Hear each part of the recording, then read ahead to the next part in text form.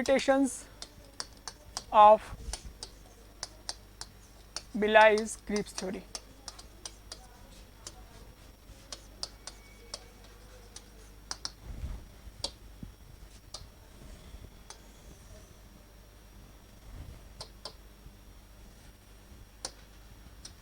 तो फर्स्ट जो अगर इसके लिमिटेशन की बात करें तो इसने सबसे फर्स्ट जो हमारे लिमिटेशन है वो है कि इसने जो हमारे पास हमने कहा था कि जो हमारे पास क्रीप लेंथ है, क्रीप लेंथ की हमारे पास एक तो हॉरिजॉन्टली फ्लो कर रही है, एक वर्टिकली फ्लो कर रही है। तो इसने क्या किया, जो वर्टिकल एंड हॉरिजॉन्टल जो क्रीप लेंथ है उसमें कोई डिस्टिंक्शन प्रोवाइड नहीं किया, इसमें कुछ क्या है उसके बारे में कुछ डिस्कशन प्रोवाइड नहीं करवाया। तो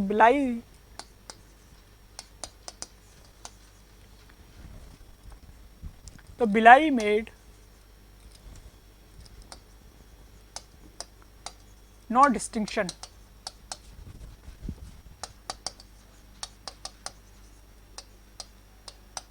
distinction between vertical creep and horizontal creep।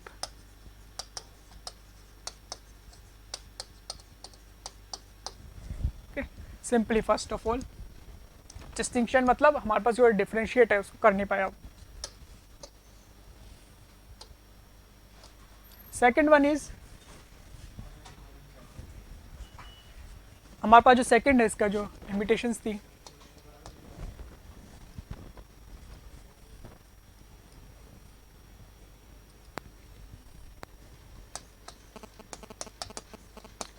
बिलाई did not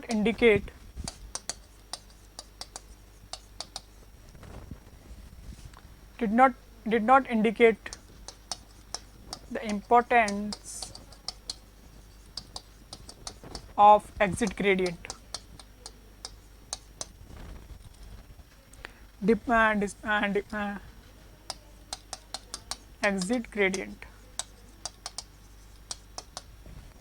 exit gradient Belize did not indicate the importance of exit gradient। जो exit gradient हम अपने सॉइल के चैप्टर में डिस्कस किया हुआ है, इसको एक्सिट ग्रेडियंट होती क्या है, यहाँ पर भी हम डिस्कस करेंगे कि एक्सिट ग्रेडियंट है क्या चीज़।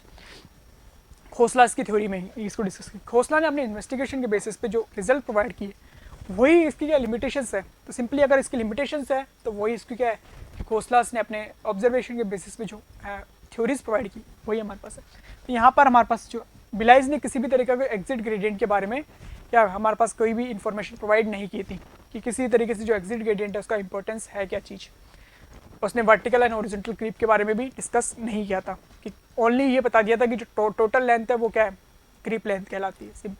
सिंपली कह दिया था। तो ये हमारे पास कुछ कह सकते हो इसको है। और जो हमारे पास अगर कहें और अगर हम कहें अगर अदर लिमिटेशंस पे, तो बिलाइज ने प्रोवाइड किया था कि किस तरीके से जो हमारे पास वर्टिकल जो हमने प्रोवाइड किया वर्टिकल कट ऑफ बोलते हैं या फिर जो इसको पाइल्स बोलते हैं, जो पाइल्स है उसके जो आउटर फेस होता है, यहाँ पर देखिए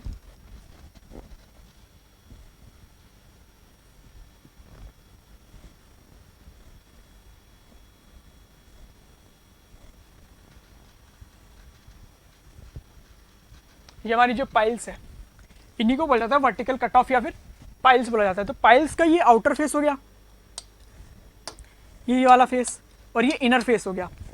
तो आउटर फेस और इनर फेस के जो है कि किस तरीके से ये अफेक्ट होता है, किस तरीके से ये जो हमारा पर्कोलेटिंग वाटर है किस तरीके से उसको अफेक्ट करता है आउटर फेस और इनर फेस को, उसके बारे में कुछ भी हमने इंफॉर्मेशन प्रोवाइड नहीं की। ये आगे जाके खोसला ने फिर इन्वेंट किया कि किस तरीके से ये जो हमारे पास है वो अफेक्ट होता है। तो फर्स्ट ऑफ ऑल ये जो हमारे पास नेक्स्ट है वो क्या आउटर फेस और इनर फेस है, उसके बारे में हमारे पास कोई इन्फॉर्मेशन प्रोवाइड नहीं की। तो ये भी एक लिमिटेशन है। अनदर जो लिमिटेशन है वो है कि जो इसरो ने बिलाइज ने क्या बोला कि total creep length is directly proportional to head loss, but ऐसा नहीं होता है। ये क्या है, खोसला ने ऑब्जर्व किया कि डायरेक्टली क्या प्रोपोर्शनल नहीं, हेड लॉस से डायरेक्टली प्रोपोर्शनल नहीं होता है।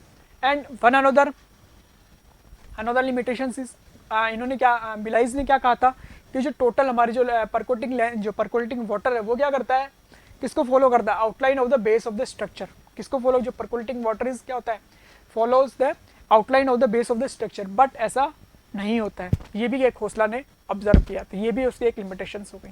सिंपली हमारे पास, चलिए ये लिमिटेशंस के बारे में था। हमारे पास जो नेक्स्ट थ्योरीज है वो है Lane's weighted theory. Lane's weighted theory एक कह सकते हो कि इसका कोई प्रैक्टिकली यूज़ नहीं है। अभी तक कोई स्ट्रक्चर जो है लेंस वेटेज थ्योरी पे कोई डिज़ाइन नहीं किया हुआ है। उसने सिर्फ लेंस वेटेज थ्योरी में उसमें है क्या चीज़ वो हम डिस्कस करते। देखिए यहाँ पर नेक्स्ट ले लेते हैं। जो हमारे पास नेक्स्ट थ्योरीज है वो है, नेक्स्ट थ्योरी वो है Lane weighted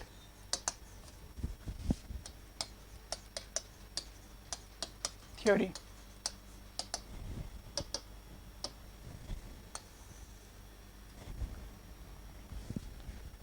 lens weighted theory again जैसे स्ट्रक्चर हमने डिजाइन के लिया,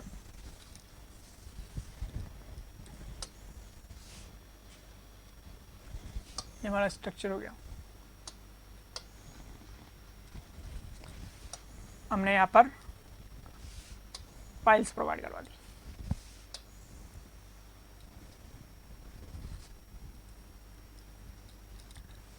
ये हमारी D1 हो गई, ये D2 हो गया, ये D3 हो गया, जिसको बोल दीजिए B1 B2। टोटल हेड अगर है तो वो है हमारे पास H।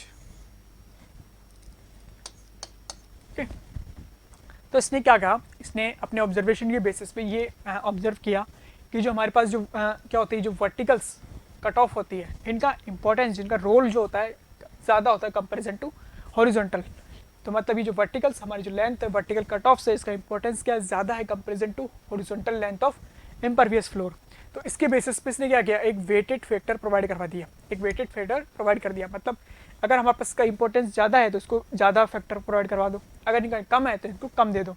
तो हमारे पास हॉरिजॉन्टल को उसने क्या कर दिया, 1/3 वेटेड फैक्टर प्रोवाइड करवा दिया। मतलब कहते 1/3 से रिड्यूस कर दिया comparison to vertical cut off. तो ये एक लेंस वेटेड थ्योरी एकदम बिल्कुल सेम है, इसमें बिलाइस थ्योरी के कंपैरिजन में बिल्कुल भी कुछ भी कोई डिफरेंस नहीं है, बट इसके बेसिस पे कोई भी स्ट्रक्चर डिज़ाइन नहीं किया हुआ है। तो प्रैक्टिकली इसका कोई यूज़ नहीं है, इस थ्योरी का प्रैक्टिकली कहीं पे यूज़ नहीं किया गया।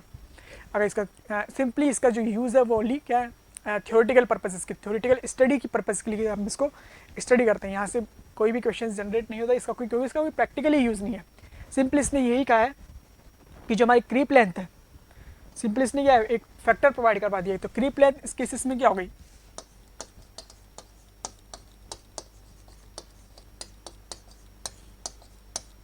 क्रीप लेंथ हमारी इस केसेस में क्या हो गई, टोटल जो हमारे पास टोटल हमने इसको क्या प्रोवाइड किया है, इसने क्या दिया हुआ है, वेटेड फैक्टर जो है वो है h/3 + v। मीन्स जो हॉरिजॉन्टल है उसको 1/3 वाला फैक्टर से मल्टीप्लाई कर दिया है, वर्टिकल को 1 ही रहने दिया है। ओके, तो मतलब h/3 को रिड्यूस कर दिया, h जो हॉरिजॉन्टल लेंथ है परवियस उसको रिड्यूस कर दिया है बाय यूजिंग द 1 फैक्टर। तो यही उसने अपने ऑब्जर्वेशन के बेसिस पे कहा है।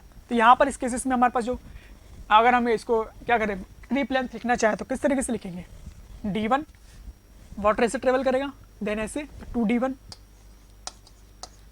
Plus then this distance V1/3। इसने हॉरिजॉन्टल लेंथ को 3 से क्या डिवाइड कर दिया है, plus twice of D1 twice of D2 plus V2/3 plus twice of D3। Okay, simply तो क्रीप लेंथ है उसको इसने चेंज कर दिया है।